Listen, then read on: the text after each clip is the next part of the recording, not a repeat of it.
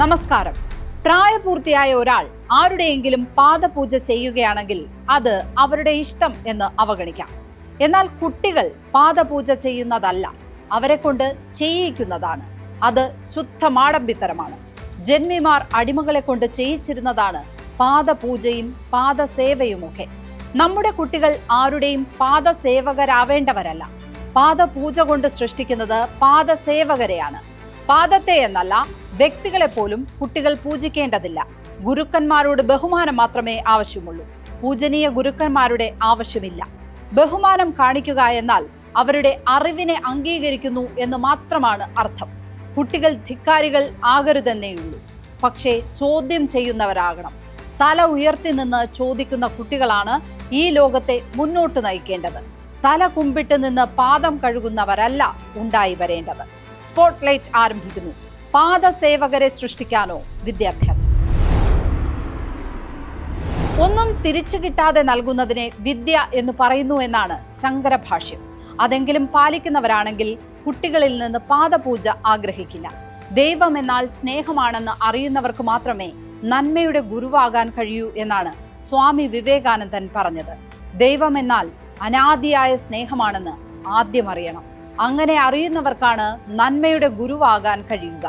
ശിഷ്യരെ സ്നേഹിക്കുകയാണ് ഗുരുവിന്റെ കടമ. ഗുരുവിനെ സ്നേഹിക്കുകയാണ് ശിഷ്യന്റെ ഉത്തരവാദിത്തം. ഇവിടെ ഗുരുവും ശിഷ്യനും സമശീർഷരാണ്. കൊടുക്കുന്നതും വാങ്ങുന്നതും സ്നേഹമാണ്. അല്ലാതെ ശിഷ്യൻ ഗുരുവിന്റെയോ ഗുരു ശിഷ്യന്റെയോ പാദപൂജ നടത്തേണ്ടതില്ല. ബ്രാഹ്മണാധിപത്യത്തിന്റെ കാലത്തുണ്ടായിരുന്നതാണ് കാലുകഴുകിച്ചൂട്ട്. ബ്രാഹ്മണന്റെ കാലു കഴുകി അവരെ ഊട്ടുന്ന പരിപാടിയൊക്കെ പരിഷ്കൃത സമൂഹം നടത്താറില്ല. ബ്രാഹ്മണന്റെ എച്ചിലിൽ ദളിതർ കിടന്നുരുളുന്ന മടേ സ്നാനം നവസമൂഹം തള്ളിയതാണ്. 30-40 വർഷം മുമ്പുള്ള കേരളത്തിൽ ഒരു സ്കൂളിലും അധ്യാപകരുടെ കാല് കഴുകുന്ന ഗുരുപൂജ ഉണ്ടായിരുന്നില്ല. ഒരു 100 വർഷത്തെ ചരിത്രമെടുത്താലും അത് കണ്ടെത്താൻ കഴിയില്ല. വെറും മണലിൽ കൈവിരൽ കൊണ്ടും എഴുത്തോലയിൽ നാരായം കൊണ്ടും എഴുതി പഠിപ്പിച്ചിരുന്ന നിലത്തെഴുത്ത് കളരിയിൽ പോലും പാദപൂജ ആരും ചെയ്തിരുന്നില്ല. ശിഷ്യരെ തല്ലിപ്പഠിപ്പിക്കാം എന്ന പ്രാകൃത ബോധം ഉള്ള ഇടങ്ങളിൽ തന്നെയാണ് ഇപ്പോൾ പാദപൂജകളും നടക്കുന്നത്. വടി താഴെ വയ്ക്കാൻ മനസ്സ് വരാത്തവരാണ് ശിഷ്യർ കാലു പിടിക്കുന്നത് കാണാൻ കൊതിക്കുന്നത്.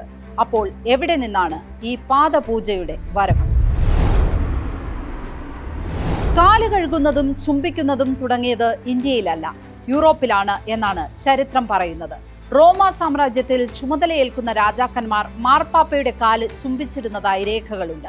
മാർപ്പാപ്പയുടെ കാലു കഴുകി ചുംബിച്ചു കഴിഞ്ഞാൽ കിരീടം തലയിൽ വെച്ചു കൊടുക്കുന്നതായിരുന്നു സ്ഥാനാരോഹണ രീതി. കാലു കഴുകുന്ന സമ്പ്രദായം ഇന്ത്യയിലേക്ക് യൂറോപ്യന്മാർ വഴി വന്നതാകണം എന്നാണ് ഒരു വിഭാഗം വിശ്വസിക്കുന്നത്. ഇവിടെ വന്ന ബ്രിട്ടീഷ് ഗുരുക്കന്മാർ ശിഷ്യരെ കൊണ്ട് കാലു കഴുകിച്ചിരുന്നോ എന്നതിൽ വ്യക്തതയില്ല. ഉറക്കമുണർന്നു വരുമ്പോൾ ഭൂമിയെ ചവിട്ടും മുമ്പ് വന്ദിക്കുന്ന രീതി ഹിന്ദുയിസത്തിൽ ഉണ്ടായിരുന്നു. കാൽക്കൽ വീണ് അനുഗ്രഹം വാങ്ങുന്ന സമ്പ്രദായവും ഉണ്ടായിരുന്നു. മഹാഭാരതത്തിലൊക്കെ ശിഷ്യന്മാർ ഏറെ ത്യാഗം സഹിച്ച് ഗുരുസേവ ചെയ്തിരുന്നു.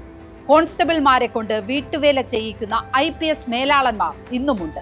വീട്ടുവേല മാത്രമല്ല, ഷൂ പോളിഷ് ചെയ്യുകയും ചെയ്യും. ഇതൊക്കെ അടിമകളാണ് എന്ന സങ്കല്പത്തിൽ ചെയ്യിക്കുന്നതാണ്. ആ കാലം കഴിഞ്ഞുപോയി. ഇപ്പോൾ ശിഷ്യന്മാർ ഗുരുവിന്റെ അടിമകളല്ല, അതേ തലയെടുപ്പോടെ ഒപ്പം നിൽക്കേണ്ടവരാണ്. ആധുനിക നീതിപീഠങ്ങളും ഭരണഘടനയുമൊക്കെ പറയുന്നത് അതാണ്. ആരാധനാലയങ്ങളിൽ മാത്രമല്ല, വീടുകളിൽ കയറുന്നതിന് മുമ്പും കാലു കഴുകുന്ന രീതി എല്ലാ സമുദായങ്ങളിലും ഉണ്ടായിരുന്നു. അത് വ്യക്തി ശുചിത്വത്തിന്റെ ലക്ഷണമാണ്. കുളിക്കുന്നതും ശരീരം വൃത്തിയാക്കുന്നതുമെല്ലാം അങ്ങനെ തന്നെ. അതെല്ലാം സ്വയം ചെയ്യേണ്ടതാണ്. കുട്ടികളെ സ്വയം ചെയ്യാറാകുന്നതുവരെയും വൃദ്ധരെ സ്വയം ചെയ്യാൻ കഴിയാതെ വരുമ്പോഴും വൃത്തിയാക്കണം. അത് മനുഷ്യത്വമാണ്. എന്നാൽ സ്വന്തം കാല് സ്വയം വൃത്തിയാക്കാൻ ആരോഗ്യമുള്ള അധ്യാപകർക്ക് അത് ചെയ്തു നൽകേണ്ടതില്ല. വിഷയത്തിൽ മൗനം പാലിക്കുന്നത് പോലും കുട്ടികളെ കൊണ്ട് അന്യായം ചെയ്യിക്കുന്നതിന് കൂട്ടുനിൽക്കലാണ്. കാസർഗോഡ് ബന്തടുക്ക സരസ്വതി വിദ്യാലയത്തിനും മാവേലിക്കര വിദ്യാധിരാജ വിദ്യാപീഠം സെൻട്രൽ സ്കൂളിലുമാണ് പാദപൂജ നടന്നത്. RSSന് നിയന്ത്രണമുള്ള സ്കൂളുകളാണ് സരസ്വതി വിദ്യാലയങ്ങൾ. പൊതുവിദ്യാലയങ്ങളല്ല എന്നതിനാൽ സർക്കാരിന് ഭരണപരമായ പരിമിതിയുണ്ട്. എങ്കിലും ഇന്നാട്ടിലെ കുട്ടികളെ കരുതി പ്രതികരിക്കുന്നതിൽ തെറ്റില്ല. പാദപൂജ സംസ്ഥാനത്തെ സ്കൂളുകളിൽ വേണ്ട എന്ന് വിദ്യാഭ്യാസ മന്ത്രി മുന്നറിയിപ്പ് നൽകി. അപ്പോൾ പാദപൂജ ഭാരത സംസ്കാരത്തിന്റെ ഭാഗമാണെന്നും അത് കുട്ടികൾ അനുഷ്ഠിക്കേണ്ടതാണ് എന്നുമാണ് ഗവർണർ രാജേന്ദ്ര അർലേക്കർ പറഞ്ഞത്. കാവിക്കൊടിയേന്തിയ ഭാരതാംബയെ പൂജിച്ചതിന് ശേഷം ഗവർണർ ഏറ്റെടുക്കുന്ന വിഷയമാണ് കുട്ടികളെ കൊണ്ടുള്ള പാദപൂജ. സംസ്ഥാനത്തിന്റെ സർക്കാരും ഗവർണറും തീർത്തും വിരുദ്ധമായ രണ്ട് ധ്രുവങ്ങളിൽ നിൽക്കുന്നത് ഒട്ടും ആശാസ്യമല്ല. അടിമത്തം എന്നേ ഇല്ലാതാക്കിയ നാട്ടിൽ പാദപൂജ വീണ്ടും വേണമെന്ന് പറയുന്നത് സംസ്ഥാനത്തിന്റെ ഗവർണറാണ്. ആ സന്ദേശം അനുസരിക്കേണ്ടത് കുട്ടികളാണ്. അവർക്ക് ലോകത്തെക്കുറിച്ചുള്ള ധാരണയാണ് അതോടെ തെറ്റുന്നത്. സിലബസിന്റെ ഭാഗം എന്ന നിലയിലാണ് ചില സ്കൂളുകൾ പാദപൂജ ഏറ്റെടുക്കുന്നത്. ഇത് അധ്യയനത്തിന്റെ ഭാഗമാണെന്ന തെറ്റിദ്ധാരണയാണ് കുട്ടികളിൽ ഉണ്ടാക്കുന്നത്. പഠിക്കുന്നത് RSS നിയന്ത്രണത്തിലുള്ള സ്കൂളിൽ ആണെങ്കിലും ഇന്നാട് എത്തി നിൽക്കുന്ന വളർച്ച അവിടെയും ഉണ്ടാകണം. ഇല്ലെങ്കിൽ ഒരു വിഭാഗം കുട്ടികൾ വേറൊരു ചിന്താ പദ്ധതിയുടെ ഭാഗമായി മാറും. അങ്ങനെ ഈ നാടിന് മുന്നോട്ടു പോകാൻ കഴിയില്ല. വിഭാഗീയതയും വംശീയതയും ഒക്കെയാകും അതിന്റെ അനന്തരഫലങ്ങൾ. ബാലഗോകുലത്തിലോ RSS ശാഖയിലോ ആചാരങ്ങൾ നടത്തുന്നത് പോലെയല്ല വിദ്യാലയങ്ങളിൽ. അവിടെ 21ാം നൂറ്റാണ്ടിലെ ശീലങ്ങളാണ് നല്ലത്. സ്കൂളുകളിൽ സൂംബ ഡാൻസ് വേണ്ടെന്ന് SYS പറഞ്ഞപ്പോൾ അതിനെ മറ്റുള്ളവർ ഒറ്റക്കെട്ടായി തിരുത്താൻ ശ്രമിച്ചു. അതുപോലെ തന്നെ കുട്ടികൾ അധ്യാപകരുടെ പാദപൂജ ചെയ്യണമെന്ന് ആരെങ്കിലും പറഞ്ഞാൽ അത് തിരുത്താനും മറ്റുള്ളവർ ഒറ്റക്കെട്ടായി ഇറങ്ങും. അത് മുന്നോട്ടു പോകാനുള്ള നാടിന്റെ ത്വരയുടെ ഭാഗമാണ്. സ്പോട്ട്ലൈറ്റ് ഇനി നാളെ മറ്റൊരു വിഷയവുമായി ഇതേ സമയം. നമസ്കാരം.